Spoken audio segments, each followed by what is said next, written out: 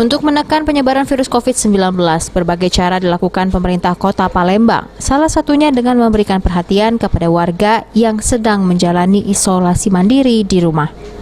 Seperti yang dilakukan Wakil Wali Kota Palembang Senin pagi yang mengantarkan langsung bantuan berupa sembako, obat, dan juga vitamin ke rumah warga yang menjalani isolasi mandiri di rumah di Kelurahan Ogan Baru, Kecamatan Kertapati, mulai dari RT 15, RT 24, dan RT 25 yang sedang menjalani isolasi mandiri.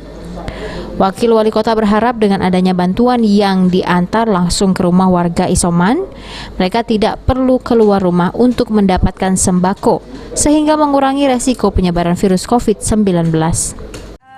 Kita dari pagi, tadi kita di Kecamatan Pelaju, sekarang kita di Kecamatan Kertapati. Kita mengunjungi beberapa warga yang terdampak COVID-19 yang masih menjalani masa isolasi.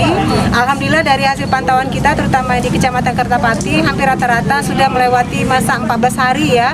Dan mereka semuanya sudah dinyatakan negatif.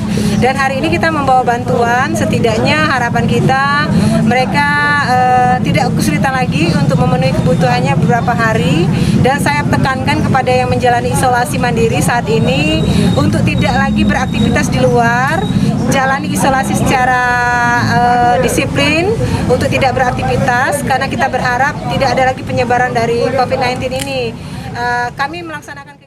Selain itu, Fitrianti Agustinda juga menghimbau masyarakat untuk mengikuti program vaksinasi dari pemerintah. Abidin Riwanto, PAL TV.